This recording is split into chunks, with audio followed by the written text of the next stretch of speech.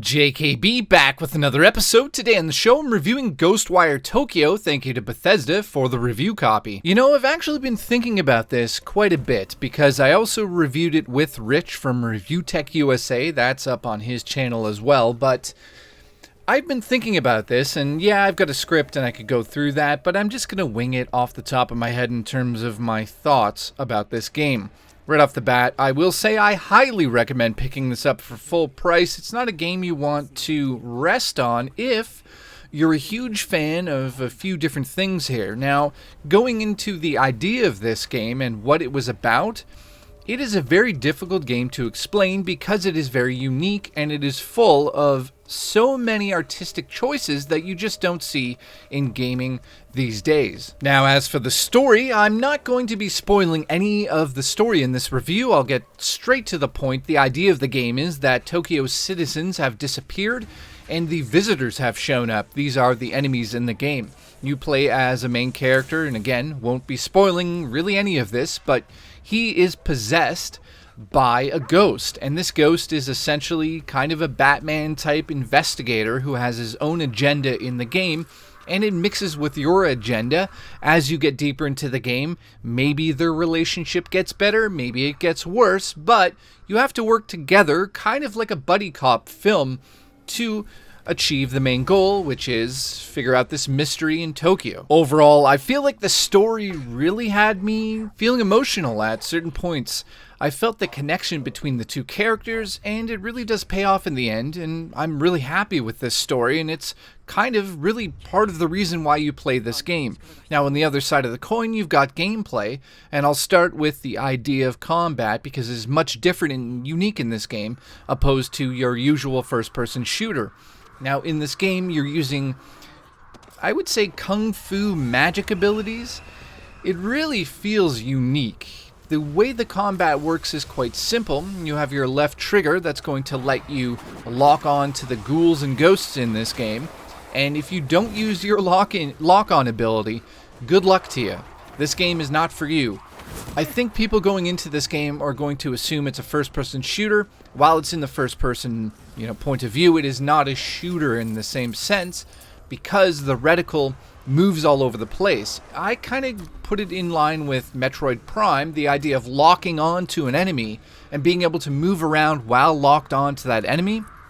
If you get that idea, that's what this game is about. You lock on to the ghost for a couple seconds, you shoot some of your magic abilities off, and I'll talk about what those are in a second, but you shoot them off and you reveal a core that's living inside of each of these ghosts, and the idea is to simply wear off that shield and pull the core out of the ghost. This is how you're going to get XP in the game. So overall, in terms of the combat, the idea is simple. Lock onto the ghost, get a few shots off, avoid the other ghosts. There's going to be different varieties, of course, as you get deeper into the game, but at the beginning it's quite simple. Now, I should say at the first 2-hour mark, you're still going to be feeling like it's clunky, quote-unquote.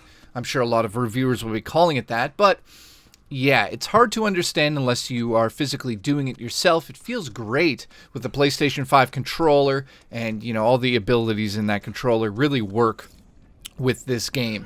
Especially when you're pulling the cores out, you get that vibration sensation in the controller and of course in the triggers, and that really does make the game stand out to be unique. It feels good. That really works together well with what the designers did with the programming of those vibrations in the controller. Now, as for the enemy types, you're going to see very simple ones to ones that have shields. Now, the idea of this is that you have different abilities with your magical spells. You've got wind, which is green, blue, which is your water. That's a wide attack, so you can attack more ghouls and ghosts at the same time.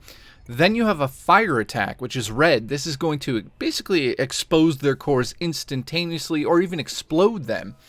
Now, I think it's obvious. They're not going to give you the red ammo constantly, and that's where you're going to run into these sort of gray objects. There's some objects that get transferred over to the sort of dreamlike world that you're in from the real world, like cars and bikes and trash cans.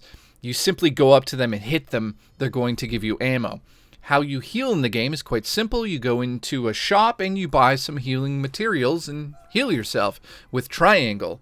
There's not much to that, but you can upgrade these abilities later in the future to get ammo off of the enemies after you've killed them, and healing and all sorts of things later in the game. So that's to do with the upgrade system. Now, what are you doing in this game other than the main story? There's side missions involving cats and dogs living together, mass hysteria. It's crazy, but as you get deeper into the game, you're going to be doing something that is so ridiculous. Now, like I said at the beginning, I'm not going to reveal much here, but let's just say all the citizens of Tokyo have disappeared.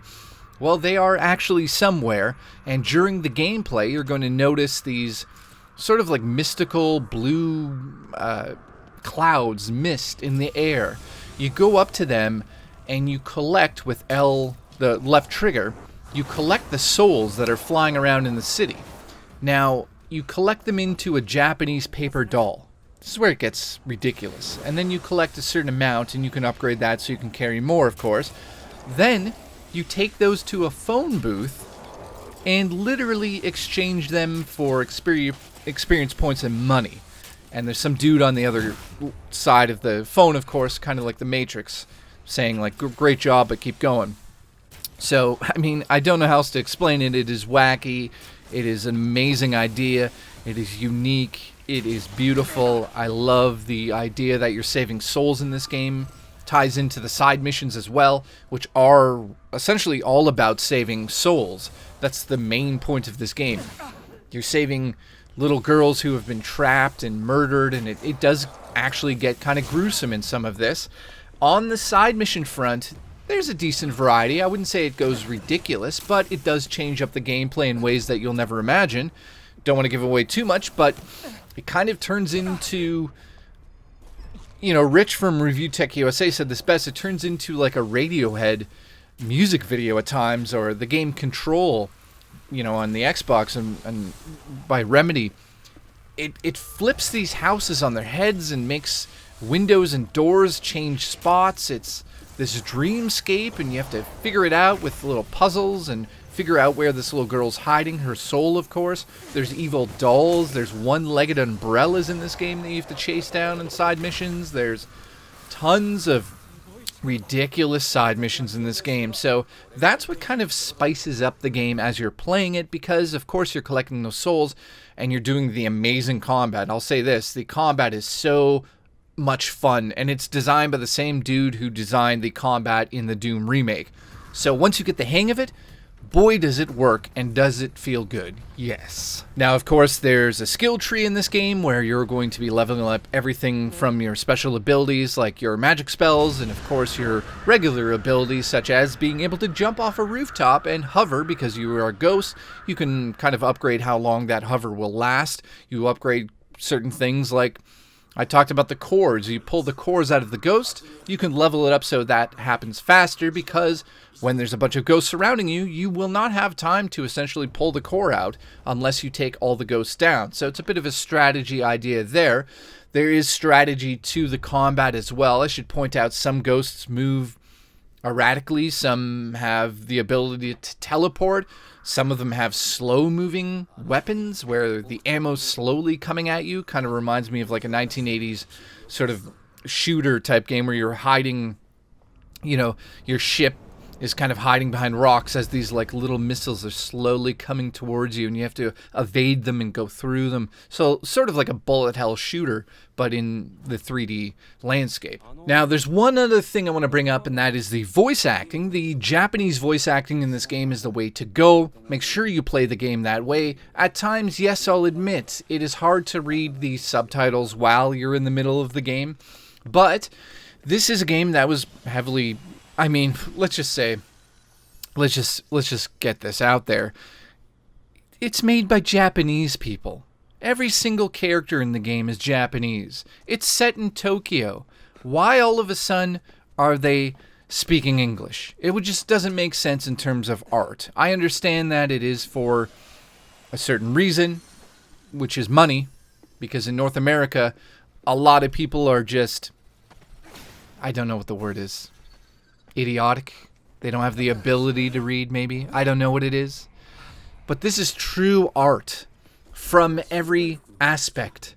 And I kind of respect that. So I played in Japanese. I really enjoy that because it feels unique. It's a very unique game. There's no reason to have white people doing the voices. That's something that I understand because, of course, it's not going to sell as well, especially if it just came over here and it only had Japanese voice acting. But I'm saying, give it a shot. If you don't like it, fine, go to the English. But if you want a unique experience with incredible voice acting, stay on the Japanese side. Now, in saying all of that, I don't want to make this too long, so I'll get to my final sort of idea here and final score. I'm just going to say I give it a 7.5 out of 10 because it's a little empty at times. I don't know what it is. Well, I mean, it does have to do with the fact that every single soul in the city is gone. So it's kind of like, I wish there was a little bit more to it that you could sort of interact with. There's a ton of walking between certain aspects of the game where you're not seeing anything. And then enemies appear and it turns into a great, fun, amazing game. But at the end of the day, I mean, I'm giving it major respect here. It's an incredible experience, incredible team that made this. I just feel like it's the first step in this franchise, and I highly respect it. I don't think there's really many issues with it, but it didn't hit me as hard as other games in terms of the story. And that's just me being me. I don't know if you'll feel differently. I don't think the combat is really an issue. I'm sure a lot of reviewers are going to be like, it's clunky, but they don't understand it. And that's just my opinion. I don't know. You're going to have to play it yourself. I'm still going to recommend it. Well, I'm going to really highly recommend it. If you are the type of person that's into anime and, Japanese horror, this game is like a dream come true. So those people are going to be extremely happy with this game. Now, in terms of a video game, it still has to hit a certain amount of points for me to really say, oh, this is an 8 or this is a 9 or this is a 10. There's no real moments in this game that are going to blow your mind. It's a very low-key, very dark and doomy type of game. It isn't scary. I won't say that it really... There's one part that scared me outright, but it was more of a jump scare. But in saying all of that, it's not scary. So moving on to the final thoughts. Do you pick up this game right away for full price? Yes, you do. 7.5 is definitely a decent score. It's not a game that's going to blow your socks off, but I think a lot of you are going to be really surprised with it. It's definitely one of my favorite games in terms of some of the ideas, and it forces me to play them. Doesn't mean I enjoy every aspect of the game because there are slow parts, but it's one of my favorite unique games of the year. So definitely go check it out. Again, if you're into anime, you're into horror, Japanese horror, respect that. Play it in Japanese and enjoy it. So thank you so much to Bethesda for the review copy, and I'll see you in the next episode of JKB. Also, if you have any questions about the game, let me know in the comments below. See you. Bye. 見直したぜ